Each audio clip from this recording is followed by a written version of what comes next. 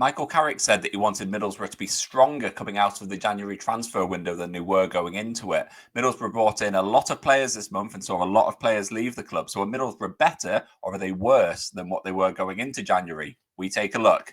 Stewie Downing then. Downing running beyond the fullback. Whips a great looking ball in. Header. Goal! Massimo Macaroni! Massimo Macaroni! Macaroni's header! A bullet have struck a stick to the heart of Dracula's boys! And it could be Eindhoven time! Welcome back to Bonkers For Boro, and this is a bit of a recap on the January transfer window as far as Middlesbrough were concerned. There was a huge amount of business done, a lot more than I expected to be taking place during the month. A lot of players coming into the club, a lot of players leaving the club, a lot of players coming in one particular position and not so many in another. And I'm sure a lot of Middlesbrough fans know exactly what I'm getting to there. I will come on to that later on in this video. In the meantime, I am going to make a start on this because there's a lot of deals to get through. I'm going to run through them, give my verdict on each deal, and at the end, I'm going to give you my opinion on whether Middlesbrough are better or worse than what they were at the start of the window. Here we go.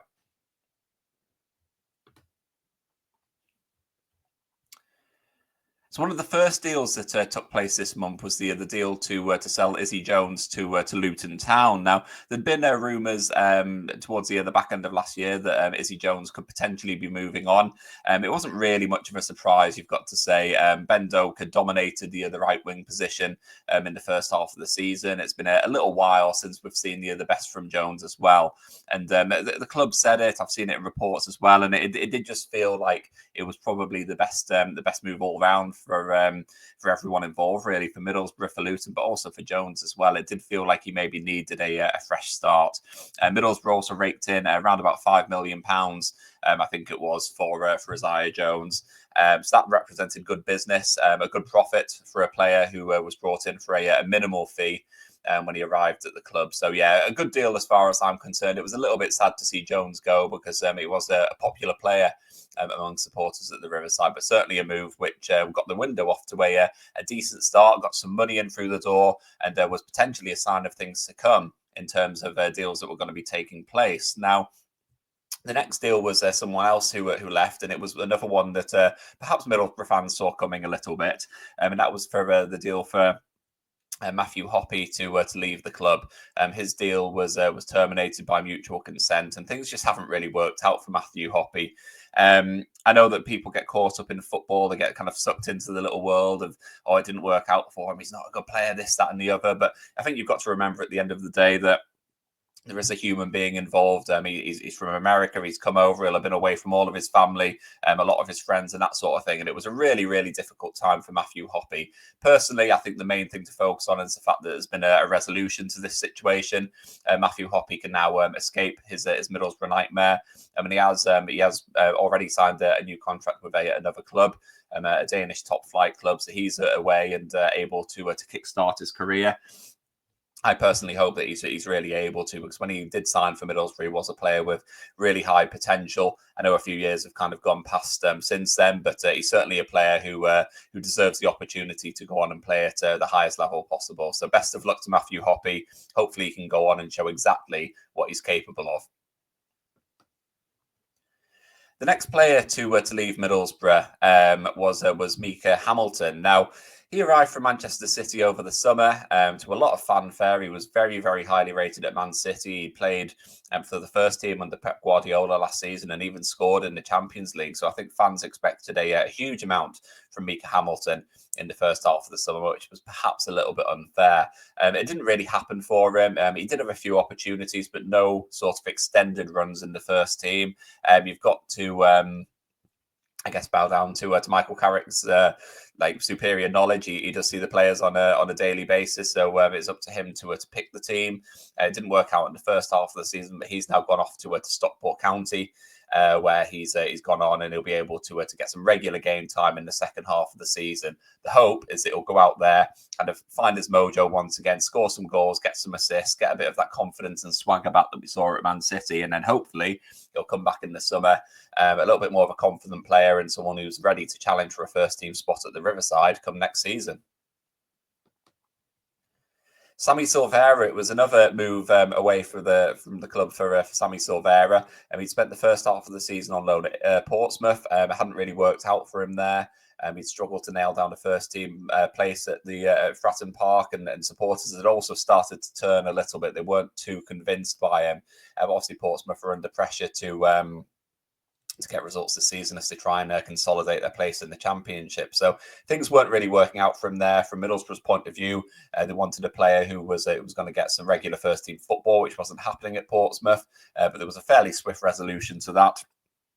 He's now headed to Blackpool on loan for the second half of the season, and by all accounts, he's already made a great start. He scored a goal the other day for them, so hopefully it can be a really promising few months for him. Similar to Hamilton, someone who can go out there, perhaps find his mojo a little bit and find his confidence, and then maybe be in a position to challenge for his future at Middlesbrough. But if that doesn't happen, it'd be really great for him to go out there and enjoy a good half a season in the EFL.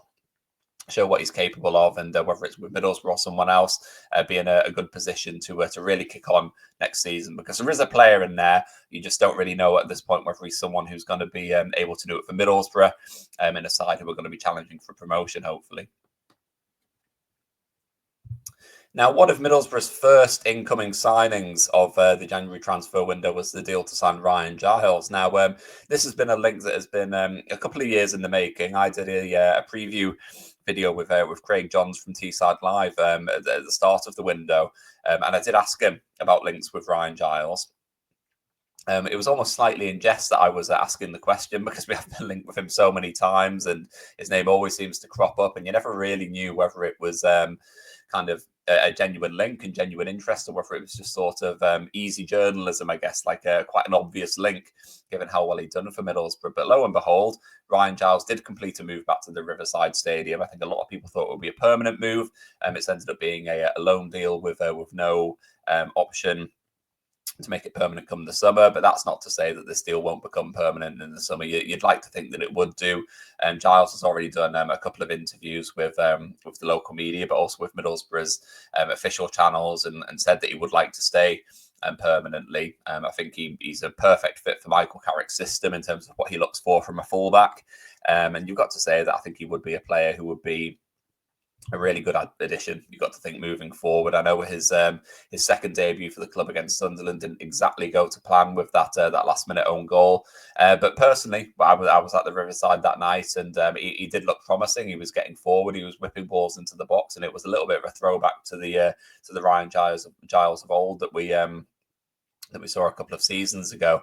There were some really promising signs. I think on the whole, he did quite well to keep Patrick Roberts quiet that night. But ultimately, that own goal is what he'll be remembered for on that night. It was the not a good way to mark his second debut. But I personally think that Ryan Giles is a good signing. And someone who can really offer something to Middlesbrough's team in the second half of the season. I think the challenge for Middlesbrough, and for Michael Carrick in particular, will be finding a way to support that defence to make sure that we are able to cover for him when he does make his kind of bombarding runs forward. It's got to be a bit of a problem for us, and I will get onto that in a few slides' time. With Ryan Giles going forward and with Luke Ayling on the other side also going forward, it does leave us a little bit vulnerable. So we really need to find a way to make sure that we're not paying the price for Ryan Giles' attacking play. He's come into the club to do one thing and one thing only. That is to get forward. That is to provide width to the attack. He hasn't been brought in for his defensive attributes. That's very, very clear to see. So it's up to Middlesbrough and to Michael Carrick to make sure that we are covering for him, to make sure that we're not penalised for bringing him in to do what he does best. Now, this was a quite an interesting move. It was one which attracted sort of undue drama. I don't think anyone thought that George Edmondson would turn into something of a transfer saga in the January transfer window. But he'd obviously been on loan from Ipswich Town in the first half of the season. In the last year of his contract, things have been going fairly well for him. He put in some solid performances. He was solid, not spectacular, but he did a decent enough job. Middlesbrough made it sort of clear that we had been looking to sign him on a permanent basis. But then just a couple of hours before before Middlesbrough's championship clash with West Brom last month, the decision was announced that Ipswich had recalled him from his loan spell, which caught everyone off guard and reportedly left officials at Middlesbrough pretty annoyed at what had happened, recalling him just before a really kind of crucial match. Now, it does seem like it was kind of a negotiating tactic. Middlesbrough had wanted to sign him on a permanent basis. It had a couple of bids rejected already. At that point, it seemed like it was perhaps going nowhere, but Middlesbrough obviously had the player on loan. And so perhaps from Ipswich's point of view, it was a way of saying, right, you're going to need to sign him permanently if you want to keep him for the second half of the season. Whatever happened behind the scenes, obviously, I'm not privy to any of that. I don't know exactly what it was that happened, but lo and behold, Middlesbrough were able to find a resolution to the situation. They agreed a fee with Ipswich to sign him on a permanent basis. A few days later, he signed permanently. And now he's a permanent Middlesbrough player. He's a permanent part of the first team squad. In my opinion, it was a decent signing. I don't think it was anything more than that. I think you saw against Sunderland that George Edmondson does have his shortcomings, I guess, in terms of being able to play out from the back. Is he a perfect fit for what Michael Carrick is ideally wanting in his defenders? I don't think so. Is he an upgrade on another defender who left this month in Matt Clarke? I don't think so. But it was, in isolation, a decent enough deal. It was a fairly cheap deal to do, around about £1 million. He does have experience. He is a leader. He does bring that sort of leadership trait to the Middlesbrough dressing room. So I do think he does offer something to Middlesbrough squad, but was he someone who Middlesbrough needed to sort of break the bank for and really go out and pursue? I don't think so. I think personally there was probably better, more fitting options for Middlesbrough squad, someone who would have suited Middlesbrough style of play a little bit better. But I do think he's a solid enough addition. I do think he's a good squad player. I still think that Dale Fry and Ralph Vandenberg are Middlesbrough's best two central defenders. For me, I will be playing those two as a solid centre-back pairing moving forward. I do think we're in a position now where we need to keep a bit of consistency in our lineup. There's a huge amount of chopping and changing going on at the moment. Dale Fry was on the bench against Sunderland, for example. I'm not aware of any fitness issues there in terms of an injury or anything like that, but I personally would have been picking Dale Fry and Ralph Vandenberg to start that game. And for me, moving forward, those two would be the first choice centre-backs at the club, with George Edmondson being a more than capable deputy, in my opinion. But a decent signing, but not one which I would be writing home about anytime soon. Mark Travers, he was brought in on a loan deal from Bournemouth. It took a little while to get done. Bournemouth had a couple of injuries in their goalkeeping department, which meant they wanted to keep hold of him and just sort of bide their time to see what the lay of the land was in their own squad. But Middlesbrough were linked from pretty much day one in January. They were able to get the deal over the line. There was also interest from Watford, but he's joined on a loan deal till the end of the season. Now, Middlesbrough wouldn't have ideally been wanting to go out and sign a goalkeeper this month, but injuries to Seny Dieng. He's had surgery on his Achilles and Solbrin. He dislocated his shoulder at the start of December. Meant that Middlesbrough were pretty threadbare in terms of their goalkeeping options. Going into the second half of the season, it was only Tom Glover who we had at the club in terms of being a senior option between the sticks. So I think bringing Mark Travers in was a great piece of business. He played against Sunderland. I know he conceded 3 goals, and that doesn't look great, you've got to say, in terms of the result. But anyone who watched the game saw how good he was. He made a number of really, really good saves. Sunderland did have some really good chances during the course of that game, and he made probably 3 or 4 really good saves over the course of that game. So it could have been a lot worse for Middlesbrough. So I'm really encouraged by the signing. I think that Mark Travers is someone who will, he will save us quite a lot of times. We do concede quite a lot of chances and opportunities at the moment. And Mark Travers is a really good goalkeeper, someone who will keep the ball out of the back of the net, and someone who I think was a really shrewd addition going into the second half of the season. Morgan Whittaker. This was a signing which had its sort of drama as well. I didn't really think that Middlesbrough would be getting involved in so many transfers, full stop, you've got to say. But this was certainly a deal which had a little bit of controversy to it. Playing for Plymouth this season, he hasn't been quite as good this season as what he was last season, but he's still a quality player, and so it was no surprise that Middlesbrough wanted to go out and sign him. And they signed him, I think it was for a fee of £5 million plus add-ons. But quite a significant outlay for him. But obviously someone who's coming in from another club in the Championship, he knows what the division's like. And I guess in contrast to a number of other players who Middlesbrough have signed in recent windows, Morgan Whittaker is sort of coming in as kind of the finished article. He is a player who you wouldn't expect too much more growth from. He is young. I think he's 24 years of age. So he is young, but he's not super young really. So he is someone who was I suppose kind of getting towards his prime years in the game.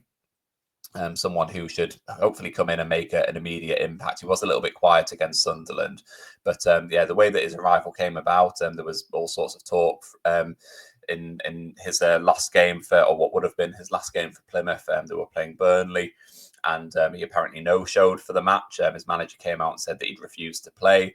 Morgan Whittaker took issue with that and issued a statement on social media, basically refuting that, saying that he didn't refused to play. It was agreed that he wasn't going to play because there was significant interest in his services from Middlesbrough and also Burnley as well. So there was a little bit of confusion from that point of view. Obviously, the player came out and said that it wasn't the case, and so as a Middlesbrough fan, you've got to believe him.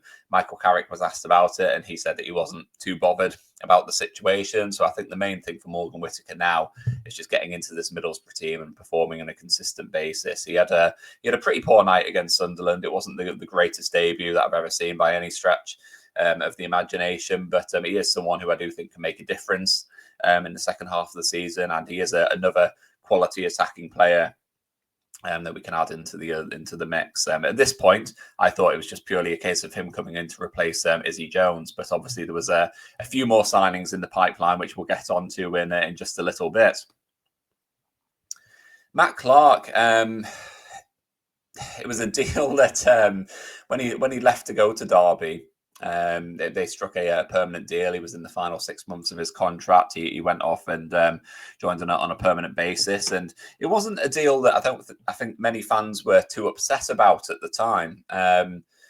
He's a solid defender, someone who was decent for Middlesbrough, but not outstanding. He didn't quite fit into Michael Carrick's style of play, but I think most people, including me, thought that when he joined Derby, it was maybe a sign that Middlesbrough were going to sign a replacement, someone who was a bit more of a kind of cultural fit for Michael Carrick's team, someone who was maybe a younger profile, someone who was a bit more comfortable with the ball at his feet. So when he did leave, I don't think anyone was too upset about it. I think it was very much a case of, he was a good, solid player for Middlesbrough. Thank you for your service. Go off and enjoy your time with Derby, but we're going to sign someone who's a little bit more suited. But that didn't happen. Middlesbrough didn't go out and sign another defender for the team. Michael Carrick was asked about it and the fact that he only had 3 senior centre-backs at the moment in Ralph van den Berg, Dale Fry and George Edmondson. He was asked whether he would be wanting to go out and sign another central defender before the end of the transfer window, and Michael Carrick said, no, I think we'll be fine. So, you got to praise his confidence. Time will tell, I guess. But from my point of view, it does feel like we are very, very short defensively. Obviously, Darragh Lenihan is a long-term injury absentee. He's not going to be back anytime soon. Tommy Smith, he's just recently announced that he's retiring from football. He's been out for around about 15 months with an Achilles injury. He's decided that he's not going to be able to make it back. So just on that part, I've got to say thank you, Tommy, for the service that you've given Middlesbrough. I personally think he was very, very underrated at Middlesbrough. I think for the leadership and the solidity that he did offer to Middlesbrough's defence, I think he was a really good player for us in the time that he was at the club. I think he made 48 appearances, and so I do think that he'll be a miss, particularly given the injury situation that we've got at the moment at the back. You just think that 3 central defenders, all of whom have struggled with injury a little bit of late, but I take George Edmondson out of that, but Ralph van den Berg's had some time out of the team this season. Dale Fry, he's been out for a long time. I know he's back firing fit now, but he's only been back for maybe a month or 6 weeks. He hadn't played since January last year. Before then, he'd been out for such a long period of time. So it does feel like a real kind of gamble to just have 3 central defenders. There are a lot of other injuries that the Middlesbrough have got at the back. I saw a graphic just before I came on to record this that the Borough Breakdown had put on, and it was all about the squad depth in Middlesbrough squad. And when you look at the injuries that we've got, first of all, when you look at the lack of options that we've got defensively, that's worrying.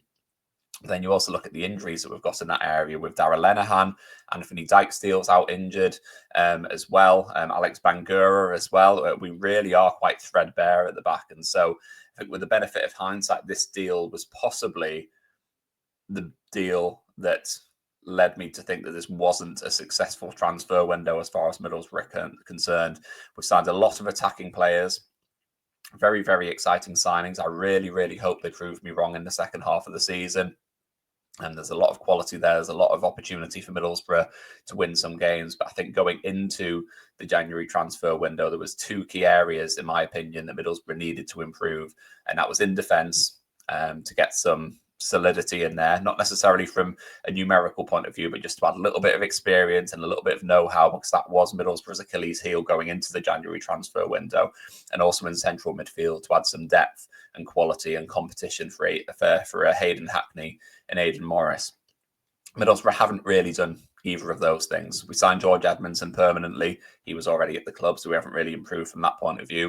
We signed Ryan Giles, who's technically a defender, but everyone knows, as I've said before, he was not signed for his defensive abilities. So Middlesbrough aren't any stronger in defence. We're not any stronger in central midfield. And so that, for me, is a little bit of a concern. Yes, I'm delighted with the attacking players that were brought into the club. I really, really hope that they have the ability and they have the experience and they have the influence to be able to go out there and win some games for us in the second half of the season to consolidate a spot in the top six. But at the moment, I'm a little bit sceptical. And this deal, taking Matt Clarke to Derby, was probably the one which, as I said, was probably the deal which has turned it in my head from being what was a good transfer window to being one that I'm a little bit unsure about at the moment, because he would have added a little bit of extra quality, a little bit of extra experience at the back. And yes, I'm not rewriting things. We weren't perfect, even with Matt Clarke and the team defensively. We had our frailties, but to lose someone else of that experience, someone who did add a little bit of solidity in our back line, was perhaps, in my opinion, a mistake. So yeah, best of luck to Matt Clarke at Derby. Really interested to see what happens with Middlesbrough moving forward defensively. I will give my verdict at the end on what I thought of the transfer window, but you're having a bit of a sneak preview there. Next deal, Alex Gilbert. He went out to join Charlton on loan. Probably a good deal for him. He came into this season looking good. He had a good second half to last season, putting a couple of good performances at the start of this campaign. Suffered an injury which stopped him getting as much game time, but I think given the attacking players that we brought into the club in January, game time was always going to be difficult for him. He's gone to Charlton, who are going well in League One. He'll go there, and I think he'll be the sort of missing piece of the jigsaw there. He'll get regular game time. I personally think he's a really good player. I still think that he's got a future at Middlesbrough. I think he's someone who does deserve to play a role for the team moving forward. I don't think he's one of these loan players who's gone out on loan, but really it's just sort of one foot out the exit door and someone who's likely to be leaving on a permanent basis. I personally would like to see him get some game time with Charlton, which will really benefit him, and then come back in the summer and genuinely challenge for a place in the first team, because I think he's capable. I just simply think that the number of players that we've got in these attacking areas at the moment means that he wouldn't be able to get the game time that he needs at this point in his development. So I think this was a really good move, one which I think will go really well for him, and one which, I really hope to see him do well so that he can come back in the summer and challenge for a place in our first team. Samuel Illing Jr. This was it's a good signing, I've got to say. It was one which caught me a little bit off guard. I kind of thought that our attacking signings were just about done. I didn't really think that we were going to be needing to sign any more wingers, because we were pretty well stocked with Delano Bergsorg and Riley McGree, and then we had Ben Doak, and we'd already signed Morgan Whittaker at this point, but obviously had Finn Azaz as well in that number 10 sort of role. So I didn't really think that we needed another winger, but Samuel Illing Jr. is certainly someone who is highly rated. He's got good pedigree for someone of such a young age. He's played a number of games for Juventus. I don't think he's played a first-team game for Aston Villa, but he's been on loan with Bologna in the first half of the season, and he wasn't getting a huge amount of game time there. But this is a move which I think will be really good for him, and he does certainly add quality to Middlesbrough's attack. It's another, I guess it's the next chapter in that relationship between Middlesbrough and Aston Villa. As well, we've seen a lot of success from players going both ways with that relationship, so they clearly trust Middlesbrough as the right place to to develop their young players. Michael Carrick said about Illing Jr. as well that it was a sort of similar deal to Ben Doak, that it wasn't maybe a deal that they were actively pursuing, but when they got told that he was going to be available, it was one that they sort of jumped at. So Illing Jr. is someone who's versatile. Left wing is his best position, but he can also play on the right wing. That's where he played when he came on against Sunderland. He can also play a little bit deeper as a wing back, both on the left side and the right side. So I do think he'll be a valuable addition. I do think he'll add quality to Middlesbrough's attacking play. Like I said, was he a player that we needed as such? I'm not sure. It was probably this kind of signing which made me think that Middlesbrough are now looking a little bit top heavy at the top end of the pitch. We've got a number of attacking players and barely any defenders. So I was a little bit surprised with this one. I think we maybe could have benefited from signing a defender or a defensive midfielder in place of him, but that's no reflection on him as an individual. I think he's a really good player. I think he's really bright. I do think he'll make an impact for Middlesbrough in the second half of the season, and I really, really hope that he is able to nail down a starting spot and show what he's capable of, because he's certainly a player of great potential and someone who could help Middlesbrough massively in the second half of the season. Kelechi Iheanacho. This was a deal which kind of came about fairly swiftly, you got to say. Obviously, the rumours with Emmanuel Lath had been going on all through January and before that. There'd been reports saying that Middlesbrough had already compiled a short list of potential targets for replacing Latte. It seemed it was basically the worst kept secret in football that Latte was going to be leaving and going to Atlanta. As much as Michael Carrick tried to play it down in his press conferences, everyone knew that it was going to be happening. It was just a case of when rather than if. Obviously, there was the question mark about who would be coming in to replace him, and there wasn't really a huge amount of names mentioned in terms of doing so. There was that lad Strelec. I think he was Slovakian. Who'd been linked, but I think it would have been quite an expensive deal to sort of do. But the Middlesbrough ultimately went out and signed a Kelechi Iheanacho on a loan deal. He's currently contracted to Sevilla, but he's come to Middlesbrough and he will be hoping to make an impression. You can see from this picture, he looks thrilled with the move to Middlesbrough. His interview with the club channel, again, looked thrilled to be at the club. I'm a little bit divided on this move, to be honest. I think he's got the potential to be a really good signing. When he was at Man City and he was a youngster, he was really, really prolific. Someone who looked like the next big thing, really. Went to Leicester and he was a really good signing again for a couple of seasons, but I don't really know what's happened in the last couple of years. He just seems to have gone off the boil. I don't really know what that's down to. I know, speaking to a couple of Leicester fans, that he did sort of struggle at Leicester in terms of being behind people like Jamie Vardy in the pecking order. Which meant that he wasn't getting a huge amount of game time, but he did score a reasonable amount of goals. And so for him, you'd like to think that this would be an opportunity for him to reignite his career as well. There's big shoes to fill in Lath, but I think he's someone who has the potential, certainly, and the quality to go out there and score a good number of goals. It could prove to be an absolute masterpiece of a signing. It could be a real statement signing if he goes out there and goes out there and scores 8 to 10 goals. In the second half of the season. But if not, it could be a move which you're sort of thinking, was he the right person to come into the club? I think he's got a lot to prove. But for Middlesbrough, I think the slight concern and maybe the slight anxiety is just that we need someone who is ready to come in and hit the ground running. He's replacing someone who was so influential for Middlesbrough, arguably Middlesbrough's most important player this season with the goals and what Lath offered to Middlesbrough's attack. So there's big shoes to fill for Iheanacho. And you've got to hope that he'll do well in the second half of the season. If he does, it could be a brilliant signing and an absolute coup for Middlesbrough. At this point in time, I'm a little bit unsure as to whether he's the right fit for the club. But time will tell. I hope I'm proved wrong. I hope he goes out there and scores the goals that will get Middlesbrough into the top 6. Just hopefully, next time we get a picture of him, he will be smiling, and that'll be because he's bagged a few goals for Middlesbrough in the second half of the season. We've already mentioned it as well, and this is one of the latest deals to get done in the January window, and that's the move taking Emmanuel Lath to Atlanta United in the MLS.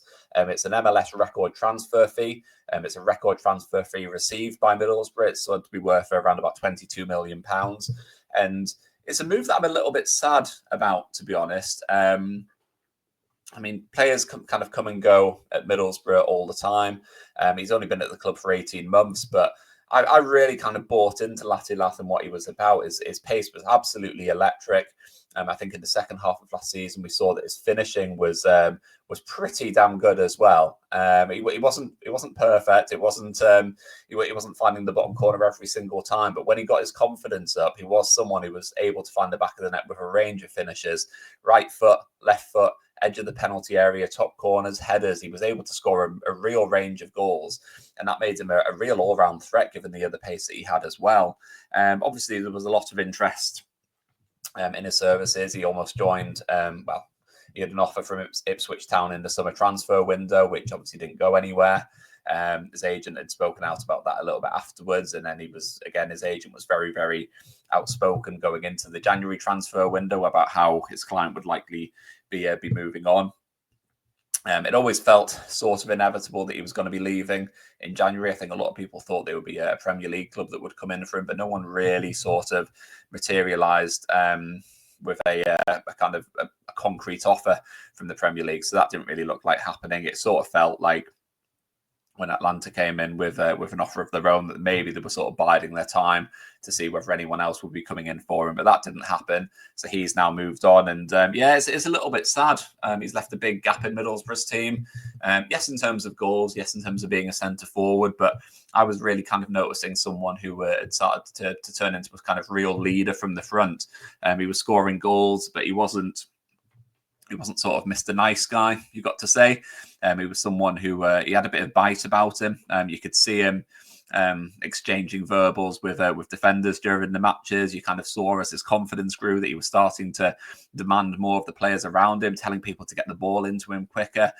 Something which reminded me a little bit of way back in the day with someone like Jimmy Floyd Hasselbank, the way that he would just absolutely berate Stuart Downing, telling him to get the ball into the box quicker. And it's what you need with that sort of ruthless number 9, someone who is so driven to find the back of the net and do what they sort of need to do. I could see little bits of that in Lath, and that was something which I found really, really kind of endearing in him. Maybe endearing is not the right word, but it was something that I really like to see in a striker, someone who does have that sort of bullish streak. That's someone who isn't just there to work hard and put defenders under pressure, but they want the ball into them now. They want to be the person who is putting the ball in the back of the net, and we were certainly starting to see that. So I think it'll be a good move for him. I think, to be honest, I could see him completely running riot in the MLS. It wouldn't surprise me at all if he's only there for a short time before he gets a move to a more major European club, most likely. But for Middlesbrough, it's certainly a big loss. His goals and his influence are going to be a big miss for Middlesbrough in the second half of the season. And it really puts a lot of pressure on someone like Kelechi Iheanacho to come in and fill the void left by him. If Middlesbrough are going to be serious about getting into the top 6, we need someone who was able to come in and hit the ground running and score the goals that we need to win these games. And that falls on Iheanacho, but it also falls on the likes of Morgan Whittaker, players like that to come in and sort of fill that goal-scoring void. So, yeah, it's a little bit sad about the deal taking Lath to Atlanta. Best of luck to him, though. I really hope it kind of works out for him. Financially, you've got to say it makes perfect sense for him as well. I think people forget that footballers are people at the end of the day, and being a footballer is a job as well. It's been reported that he's going to earn around about 4 times more with Atlanta than what he has with Middlesbrough. So fair play to him. If someone offered me 4 times more in my job, I'd certainly be taking it. So it's certainly one that you can't begrudge him the move for, and hopefully it works out for him. But even more, hopefully, Middlesbrough are able to get by without him, and we don't feel his absence too much in the second half of the season. Last but not least, in terms of players leaving, at the time of recording, it hasn't quite happened yet, but it's widely accepted that Lucas Engel is going to be leaving the club in what is now early February. FC Cincinnati in the MLS is his likely destination. I think he'll be going on a loan deal, which could well turn into a permanent deal. No surprise, really. We've got so many left backs at the club now with Neto Borges and with Ryan Giles coming into the club as well. First team opportunities were going to be so limited for him, and in his 18 months at the club, he has sort of struggled as well. He seems like a really nice guy. Seems like someone who really wanted to do well, but he just hasn't really worked out for him. He did okay, but I think people will always remember that that early match against Sheffield Wednesday when he was absolutely ripped apart, and I think a lot of fans sort of wrote him off at that point. So this is a move that looks like it's definitely going to happen. He will likely leave the club. And yeah, best of luck to him in the MLS. Hopefully he can kickstart his career in Middlesbrough. I don't think they'll feel his absence too much. So based on this deal alone, not too worried about it at all. So if I was summing up Middlesbrough's transfer window, I'd probably say that I'm a little bit concerned about the deals that Middlesbrough have done. If you've been watching the entire video up till this point, I think you can see that there's a lot of excitement around the attacking players who've come into the club. There's a real quality there where Middlesbrough can go out and win a lot of games in the second half of the season. I do think we've got a squad who is capable of being a top 4 team in the Championship, or how I should explain that is that I do think we've got a squad that is capable of being a top 4 team. I think finishing in the top 4 is completely out of the question now. We're now 15 points behind Sunderland and Burnley, so that's not going to happen. The hope is that these attacking players will be able to win us some games. The concern is in defence, where, as I said, we are very, very frail. We've got limited options, and as we've seen in the last few games, we have really struggled to keep clean sheets. So for me, that puts a huge amount of pressure on Middlesbrough's attacking players to go out there and win these games. You're sort of starting to worry that Middlesbrough might need to go out and score 3-4 goals in a game just to be able to get 3 points, which is frankly unsustainable between now and the end of the season. So I have doubts about whether Middlesbrough are stronger than what they were going into the January transfer window. But I want to hear from you. Let me know what you think about Middlesbrough's transfer window. Are Middlesbrough weaker, or are they stronger than what they were coming into January? Comment below. Let me know what you think about Middlesbrough's window. And if you have enjoyed this video, please do hit like and hit subscribe as well. There's going to be a lot more videos coming up. Some really exciting stuff coming in the coming weeks and months. So certainly hit subscribe, and I will catch up with you next time.